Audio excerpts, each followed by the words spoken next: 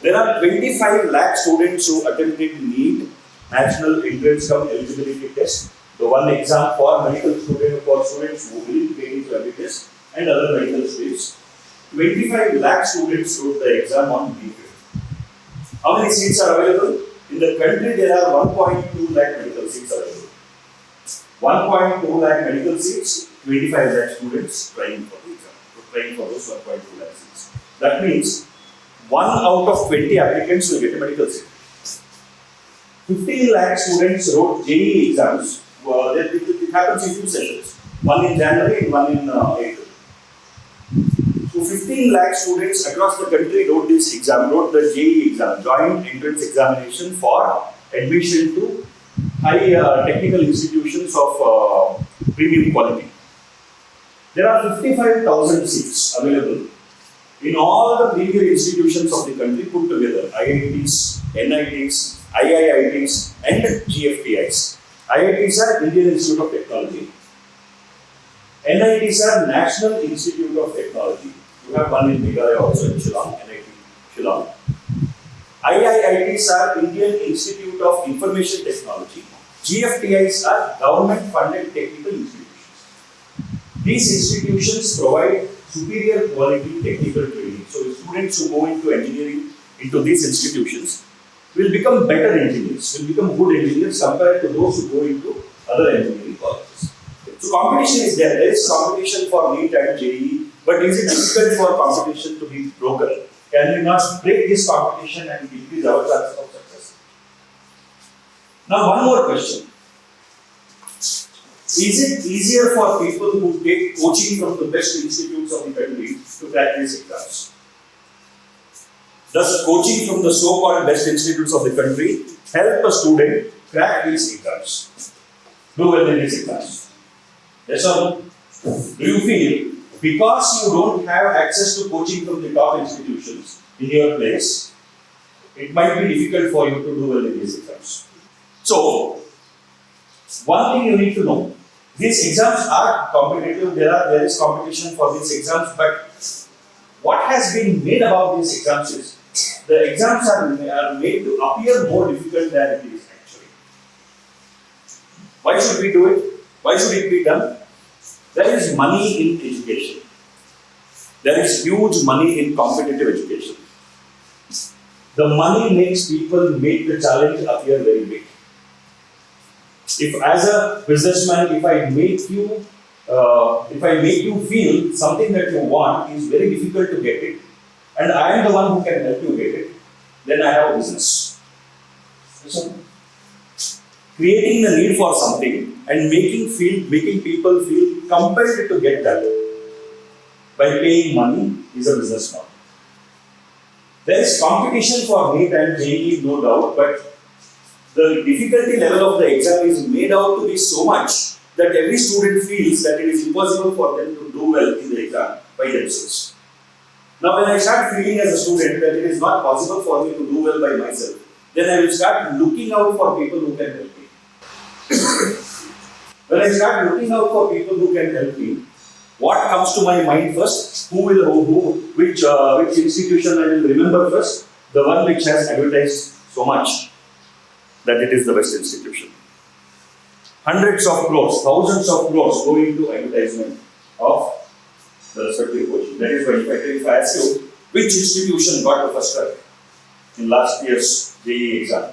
1 or 2 institutions' names come to your mind. But surprisingly, all of them will be telling we got the first rank. All of them will be telling you take out the advertisements of these so-called top institutions of the country, top 4 or 5. All of them will be claiming that they got 5 or 6 ranks in the top 10. If 5 institutions are claiming to get 5 or 6 ranks in the top 10, there are only 10 students who can make in the top 10. How can you have 5 institutions telling they get 5 ranks in the top 10? The first thing before I tell you anything, I want you to remember, I want you to take it into your mind is, the exam is not as difficult as you think it is to be. The exam, both JEE and NEET, is not difficult as it is made out to be. Alright? So don't get influenced by the advertisements, don't get influenced by the build-up that is given, the amplified challenge that is put up in front of you to make it more sellable, to make it more business worthy. It's a different game. Stay away from that game. Don't get influenced by that game. Having said that, having made clear that the exam is not very difficult, the exam is achievable for an average student who is consistent. See, today you don't have difficulty in getting access to good quality lectures online. Right? 11th and 12th mapped content, chapter by chapter, topic by topic, video lectures are available from top class teachers free of cost online. Over. You don't need that. You don't need to go to a coaching institution to get those lectures. You always have access to your teachers in school who can help you. Your teachers need not be telling themselves to be the best teachers in the country. But whatever help you need, your teachers will be able to figure out a way to help you. Right? You have access to a lot of test series, test papers in the NTA Test Abhyas app. There is an app for all the students who are going to write the exam the next year. There is an app called NTA Test Abhyas app. National Testing Agency is the one which will conduct these exams. They have an app called Test Abhyas app, in which you get hundreds of papers as per actual pattern of NEET and JEE, as per the pattern on which they will give exams. So practicing those papers will make you strong in the test practice. So that is also taken care of. You don't have any limitation or you don't have any deficiency compared to students who are paying lakhs of rupees for coaching. Even they also need not pay. But there is something else that needs to be done. There are some other challenges that needs to be overcome to do well in any entrance exam or any board exam or any kind of exams that you take. Whether it is academics or challenges you face in your personal life, challenges that you will face in your professional life, social life. Challenges are challenges wherever it is. You have to apply those principles to different situations and you will arrive at solutions to whatever the challenges are. That's all. So training needs to be in those aspects which will make you better problem solvers. When I say problem solvers, it cannot be limited to only your textbook problems. A problem solver will figure out a way to solve a problem, whether it is in the textbook, whether it is in the question paper, whether it is in your family, in your profession, in your social life, wherever it is, you are a problem solver. I have studied all the different education systems of the world, different countries, how they train their students, what are the focus areas. I have studied the education methodologies we have had in our country for thousands of years. Now, all that has given me an insight that no student is deficient in any aspect of the intellect. Every student is as capable as anybody else. Then what makes some people successful? What makes some people not so successful? Those are the things that we have to look at. And I have brought it down to a few things which needs to be worked on. And if worked on, will make anybody become super successful. Okay? And it cannot be just theory or philosophy. It has to be actionable points. What you can do on a day-to-day basis is what I bring it down to. So you keep working on the things that I tell you on a day-to-day basis. Be rest assured, you will be super successful in your life. There are a few challenges that we have to overcome. There is opportunity. The opportunity is there are 1.2 lakh medical seats available, 612 medical colleges in the country. There are a large number of technical institutions available, 55,000 seats. In medical seats, in medical colleges, there are government medical colleges and private medical colleges.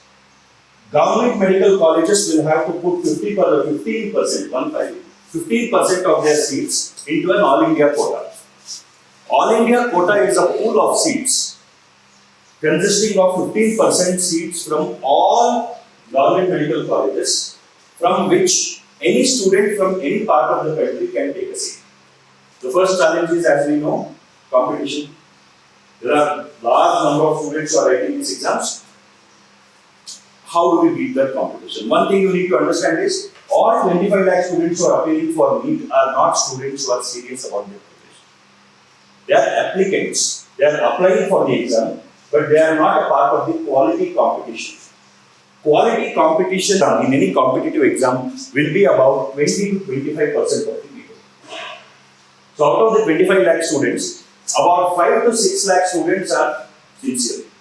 They are very serious about the pursuit of their preparation. They are preparing very seriously, and that is the quality competition. So your chances of getting a medical seat is not 1 in 20, it is 1 in 5. So don't bother about the competition, work on developing yourself better so that you can beat the competition. The second challenge that you will have to overcome is coaching. Now, coaching in the subject need not be necessarily from any of the so-called top institutions. The coaching is high cost. The cost of coaching is high, and accessibility to coaching is not for everybody. Like you don't have access to so-called top coaching in this region of the country. Then does that mean you should not have an opportunity to do well in the exams? You need to understand what coaching is. There are some people trying to teach you the subject. There are some people, there are teachers who are giving you techniques on how to tackle the subject better. You can access these teachers physically when they are available in a coaching institution, which you can access if you have access to. Or you can access good teachers virtually also. But every student has access to teachers. Utilize the help of your teachers wherever you are. When I mean coaching, it is not just about giving tools and tips, not that much. A good coach is the one who will make sure the trainee is not requiring the help of the coach. A good teacher is the one who makes sure that the student does not need the teacher. If the student becomes independent by the teacher's help, that is a good teacher. Similarly, a good parent is also the one who makes sure that the child does not need the parent.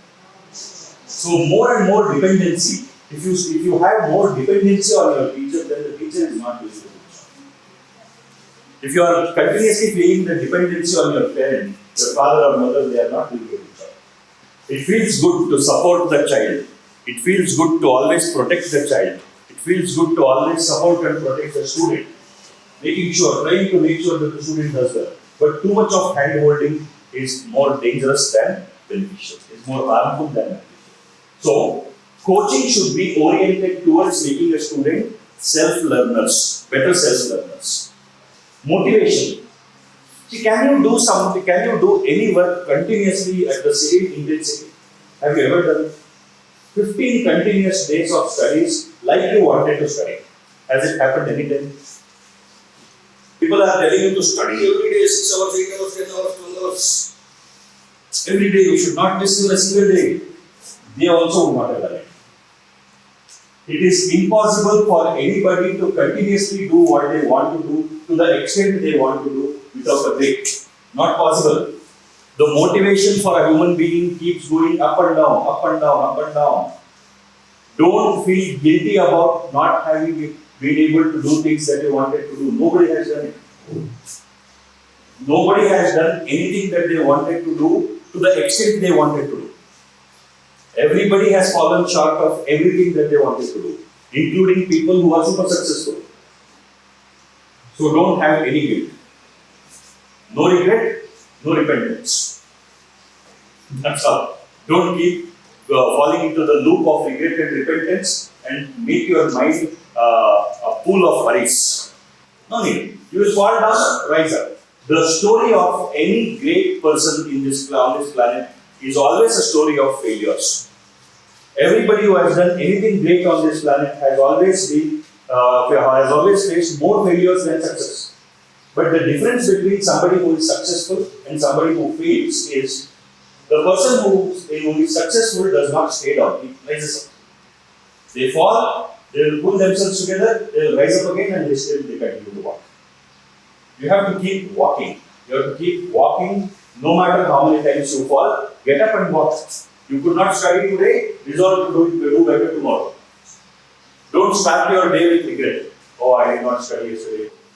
Then that will carry forward and it will make your entire day less productive because you started your day with regret. Then you try to cover up. I wanted to study 2 hours before I go to school. Now I have to catch up with that and I have to catch up with the rest of the day. So I will add 2 more hours extra in my studies. That will not happen. By the end of the day, you will go to bed with repentance. Correct? You start the day with regret, go to bed with repentance, repeat cycle, repeat cycle, repeat cycle. Within a few weeks to months, you will start feeling that you are useless. Isn't it? Don't do that. You did not wake up. See, always, if you want to pull back your wake up time, it should be 5 minutes every 15 days. 5 minutes every 15 days. So if you are comfortable waking up at 7 o'clock, the alarm should not be for 4 o'clock. It should be for 6:55. And you should do it for 15 days. Then make it 6:50. 5 minutes every 15 days. Pull it back. It will take a year for you to reach 4 o'clock or 5 o'clock. Let it be, but you will still be able to wake up. 7 o'clock, you don't need an alarm. No? You will wake up at 7 o'clock without an alarm also. You will wake up at 4 o'clock also without an alarm if you pull back slowly. So motivation, you will not have motivation continuously. You will have ups and downs. So you need to learn to deal with your mind. You need to learn to deal with your emotions. Only then your preparation and performance will be better. Your productivity will improve. So motivation is the third challenge that we need to deal with. The fourth challenge that we need to deal with is guidance. We don't have guidance. See, we have subject teachers who will teach the subjects.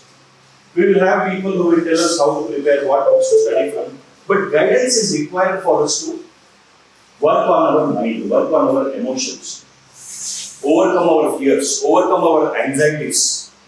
So that guidance is required for us to manage our emotions and our mind. Only when we learn how to deal with our emotions, how to deal with our mind, our performance will be better. Otherwise, we will be continuously in a state of worry. The challenge for preparation is not non-availability of books or materials or resources or teachers. The problem are these things. You don't have coaching to make you self-dependent. You don't have guidance to take care of your emotional state. You don't have enough motivation and you don't know how to sustain motivation. You continue to assume that everybody else is studying properly, I am the only one who is not. It's an assessment. Assessment is another thing. Assessment is not just about testing how much of the subject you know. Assessment should be a mirror to your preparation and a guidance to your for future preparation. It should be a mirror to your current preparation and a guide to your future preparation. If only assessments are designed like that, you will be able to perform better. What happens generally? You are given 2 weeks of time to prepare on a set of chapters, after which you will have a test. So for these 2 weeks, if you are a regular student, you will not bother for 12 days. Last 2 days, you will somehow try to learn something for the test. Whatever you do, you are relying on your recent memory, right? Short-term memory, recent memory. You do well in your test. Even if you are a good student for the 2 weeks, you will prepare only on those chapters and you will do the test. For the next 2 weeks, you have another set of chapters to prepare for. 2 weeks later, you have another set of chapters to prepare for. As you keep moving, and your entire focus was on remembering things in your short-term memory to do well in the test, you keep moving from test to test, test to test. You never allowed enough time for the concepts to synthesize in your brain. It did not develop in your brain. It did not grow in your brain. The concepts have to grow. It has to grow in your brain and become natural for you to use the concepts in answering questions in an exam. But when you move from test to test to test to test, you are always on the surface level. You are always relying on the short-term memory. You will never push your concepts grow like trees. It's like seeds. When you learn it for the first time, it is like just sowing the seed. You have to come back and water it. You have to come back and nurture it. You have to come back and add manure to it. It will grow. It takes time to grow. But you have to constantly keep nurturing it. That is what we call revision. No? Only when you revise the things, it is nurturing the concept that has been sown in your mind. Otherwise, it will not grow. The seeds will die. That is why, before exams, when you take out the books to study, many students feel, as my teacher completed this chapter. Looks like teacher has skipped some chapters. But you have your notes, you have written, when did I write this? We forget, no? Forgetting is natural. Forgetfulness is a boon. If we had remembered everything in life, our brain would have blasted. So forgetting is a boon that nature has given us. But it should not happen for our subjects. For us to remember things, you have to keep reinforcing. Assessment, therefore, should be altered in a way that it will help you consolidate the subjects and develop the subject further. We work on these 5 things. This is the methodology that I have developed and I have mastered. I call this the champ methodology. Champion.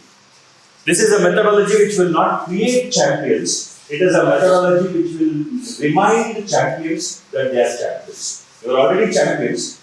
We will make you remember that. We will make you realize that. Alright? There is nothing that I can create. I can only make things come to surface. The first thing that we will work on is coaching. We have good teachers who can help you become self-learners. The focus of coaching is to make you self-learners. Second thing that we work on is habit formation. Habits are most important.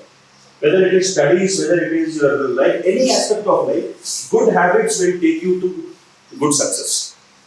Some bad habits students have, I'll tell you.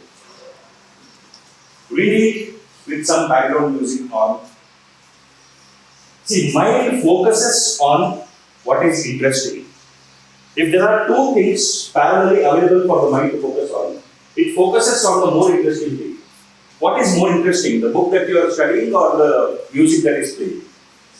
Music is playing. You feel that you are concentrating because mind is concentrating on the music, not on the book.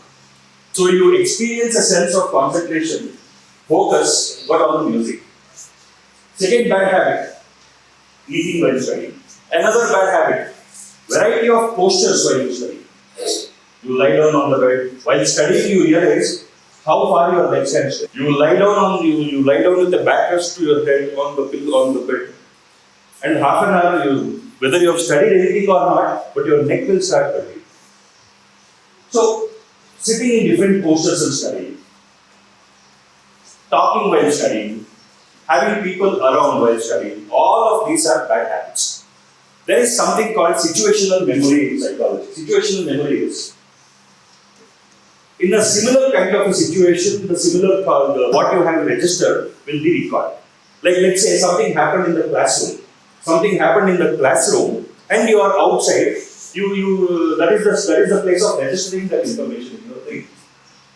You are not able to recall. You are trying to recall. Let's say 5 years, 10 years later, you are trying to recall that something had happened, but you don't remember. You come back to your school and get back to the same place. Suddenly you go, this is what happened. Situational memory.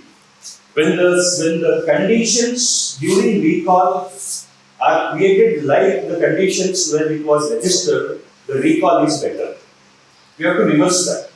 You have to recall during the exams. If you have to recall better during the exams, the situation, the conditions in which you register the information should be similar to the exam.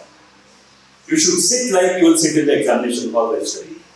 Sit at the table on a chair. Don't have anything around you which is not allowed during the examination. Is food allowed during examination? No. So don't have food at your table. Is water allowed during examination? Can you carry water bottle during examination? You can. Water bottles are allowed. Transparent, plain water bottles. Is watch allowed? It is allowed. Are your gadgets allowed? Mobile phone, your tablets, other items, other electronic items, not allowed. So don't have anything.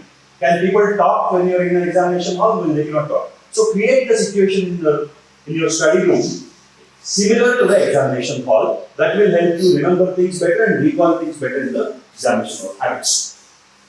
There are a lot more habits that we have to work on, starting from the time we sleep to the time we wake up. Sleep-wake habit is very important to set a routine, a balanced routine. Being active every day, exercising every day, doing some form of physical activity every day, the way you eat, the way you sleep, everything is habitual. The third thing that we will work on is an action plan, strategy. For anything, you need to have a plan. You have to reach somewhere in a particular time, you need to plan your journey. Otherwise, you will not reach there. Similarly, for studies also, how do we go about dealing with the subject? How do we go about preparing? How do we make our notes? What is the revision plan that we have to make? All of that needs to be worked and we will be working on that. Number 4 is mindset correction. Mindset is the way you think. That will determine how you act. Alright? I'll give you one example. There are a series of mindset contrasts that I can give you. But I'll give you one contrasting mindset. Students have these two kinds of mindset. A set of students believe that because they are working very hard, they should get good results. How many of you believe that? Because I am working so hard, I should get good results. You feel that? Alright. There are some other set of students who believe, I will do my best, let's see whatever happens. Those two are mindsets. One set of students believe that because they are working hard, they should get good results. Another set of students believe, I will do whatever best I can. Let's see what happens.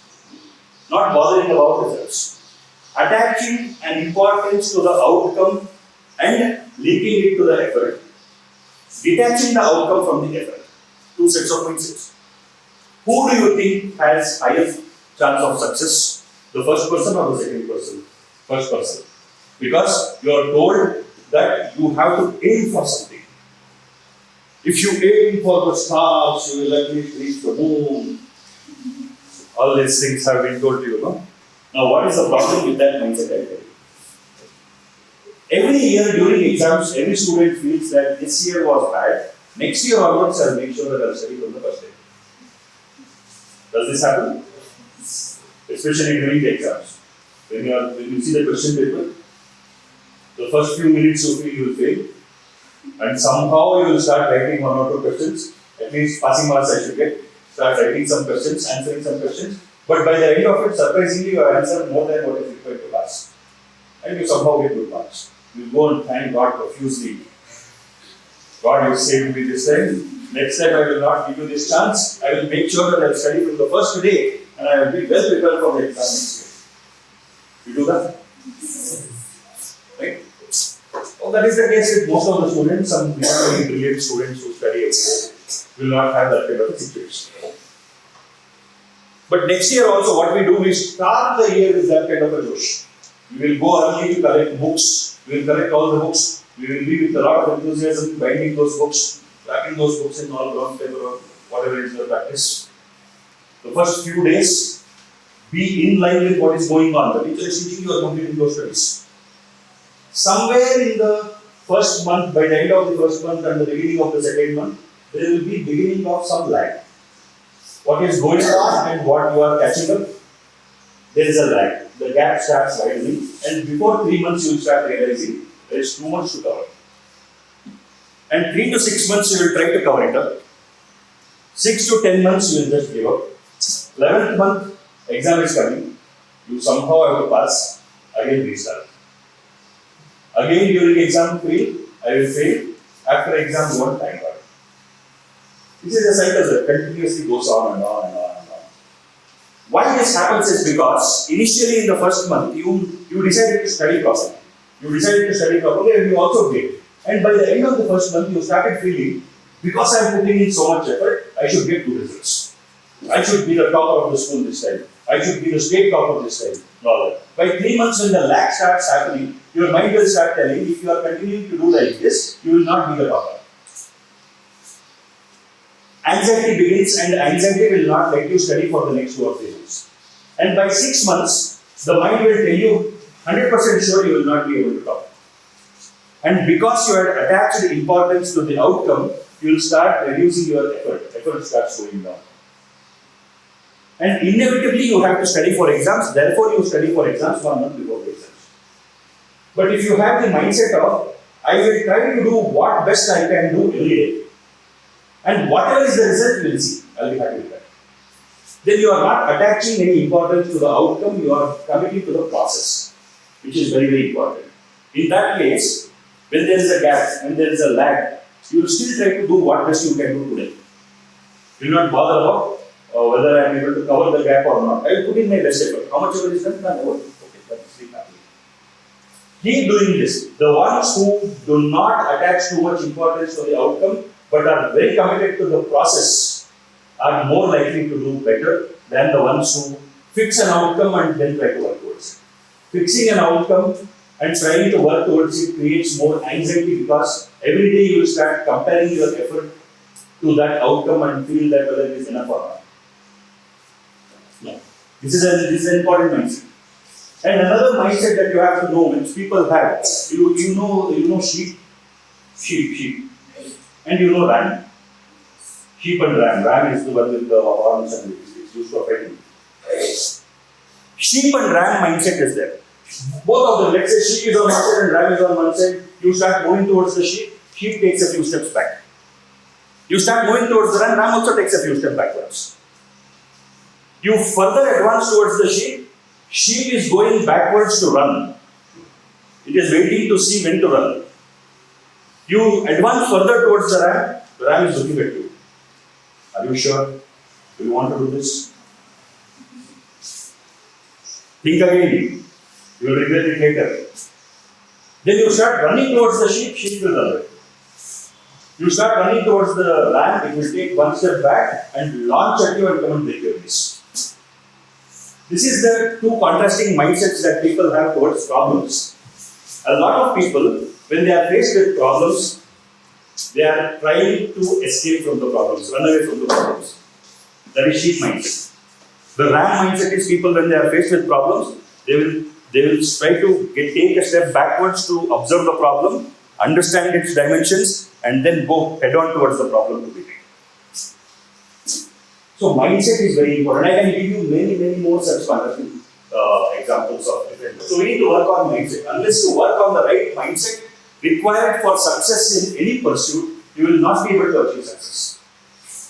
Success is not because of which books you study, or who is your teacher, or which papers you write, where you are from. No. Success is because of three things for anybody. If you don't study and you have the rest of the things, if you have these things, if you have good habits, if you have an action plan, if you have the right mindset, you will study. It is impossible that you have the right habits, you have an action plan and strategy, you have the right mindset, and you are not studying. Then you don't have any of this. So working on these three things will make you better learners, it will make you better at your preparation, and it will increase your chances of success. But where do we get this training? You don't get this training. You are always taught on what to read. Training is not on how to read. Correct? We are told what to think. We are not trained on how to think. It is not easy to train people on how to think. We can only create an environment where people are allowed to think. We can create an environment where people are allowed to learn. Because how you learn is your individual. It is your own way. How you think is your own way. But what to read is syllabus. It can be taught to everybody.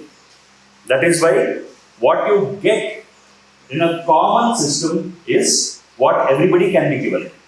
But what makes you successful is what you develop individually, and these are the three things that you need to develop: habit, action plan, and mindset. You need to constantly work on this. So in the Star 30 program, these are the things that we will be working on, very important. And the last thing is performance training. I don't call it assessment, I call it performance training, because learning after the test and learning something of everything at all times are the two strategies that I have developed. I call it retrospective learning and fragmented learning approach. We don't encourage partial syllabus tests at all. Every test should be on the entire syllabus that has been learned so far. So in this way, what happens? You will always be getting questions related to the entire syllabus that you have learned so far. That means whenever you are taking a test in 12th standard, that test should have all the portions from the 11th standard onwards. If you are preparing for NEET and JEE, every test should have questions from all chapters from 11th standard up to date. No partial syllabus at all. And you don't prepare for the test. You don't prepare for the test. You are preparing on whatever you are preparing at your own pace. Whenever you are faced with the test, take the test. Try sincerely to attempt all the questions in the best possible way that you can. What learning happens is after the test. So you write the test, post the test, you revisit every question, try to understand what all you should have known to get this question right. Go back, learn those concepts, come and attempt it again. Keep doing this till you get that question right. Never look at any solution. What happens is, a test is given, after the test, answer keys and solution is given by the teachers. Don't go through solutions. Try to arrive at the solution. After many days of attempting to arrive at the solution, you are still stuck up, then ask the teacher for help. By this way, what happens? You are thinking about concepts that need to be learned to answer this question, going back and forth, trying to get to the solution. Your mind is touching upon many concepts, trying to connect it to these concepts, these questions. It will develop your knowledge like a spider's web. You know, knowledge for entrance exam should be built like a spider's web. That means, wherever the insect is, the spider will take the shortest distance to reach the insect. Whatever the problem is, your mind should be able to take the shortest path to arrive at the solution. And it cannot be by thinking, it has to be automatic.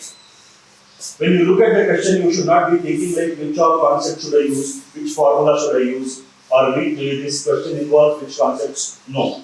When you look at the question, your mind knows what to do, automatically you arrive at the solution. If somebody asks you, how did you come to the conclusion? You will not know. Just try to think of it, that's all. That should be the thing. Retrospective learning, going backwards, will help you do this.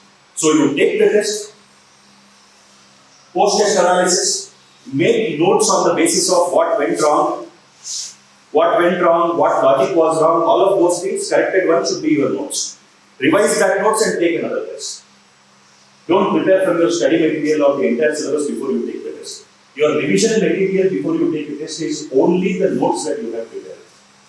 So over time, you will develop a solid notes, which is based on the mistakes that you did, and that will help you overcome the challenges that you might face in the exam.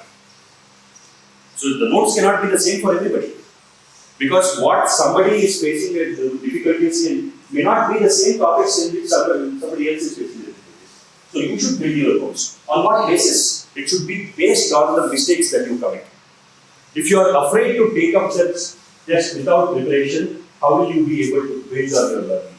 And when you are not preparing specifically for the test, you are not testing your recent memory, you are testing the understanding of your concepts. If you are preparing for the test specifically, then you are building up some concepts in the recent memory to attempt the test only. Don't do that. You build it, you test your depth of understanding, let all the questions be wrong, no problem. But be prepared to go back and build on the concepts. 3 hours is the paper. 180 questions for NEET, 90 questions for JEE. If you are not training yourself properly on how to deal with the questions, you will not be able to complete reading the questions and understanding the questions in 3 hours. Forget about solving all of them. So in the high intensity preparation phase, your preparation is done, you are revising your notes, taking the paper, trying to complete the paper within 3 hours.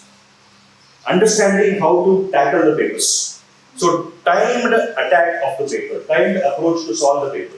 That is high intensity preparation phase. And pre-examination preparation is just before exams, we will stop taking any papers. No more taking test papers, no more high intensity work, reduce the intensity, go into a relaxed mode, rest well, keep revising your notes. That's all. No new learning, only consolidating and repeated revision of the notes that you have made. That is the pre-examination preparation phase. In these phases, when you go through, you will be able to be ready to take the exam. And when you go through this kind of preparation, and you are faced with a paper with all new questions, let's say you have never seen any of the questions before, you will still be able to do well. Because you have not trained your mind to remember answers. You have trained your mind to arrive at solutions. When you learn and train your mind to arrive at solutions, every problem you will look at it, understand it, you will try to figure out what to do, and you will arrive at the solution. All 180 questions, new questions, can be answered correctly if you have trained in the right. Okay. You might have seen sportsmen, cricketers or football, whatever sport they are. During practice, they will always be practicing on the basics, only the fundamentals. Okay. What are the practicing? During cricket, net practice, what do? They keep practicing their technique. Technique, mastery. Otherwise, during the game, when the ball is coming at you at 150, 160 kilometers per hour speed, 22 yard, 150 km per hour speed. From the ball released from the bowler's hand to reach you is not even a second. It comes to you within a fraction of a second. So you don't have time to see the ball. Oh, it's coming there, it's pitching. It is going outwards, then I'll play the shot. Reaction. That is why they tell no reaction time. Hand-eye coordination. Reaction. Automatic. The game happens automatically if your technique is strong. We are working on strengthening your technique of learning.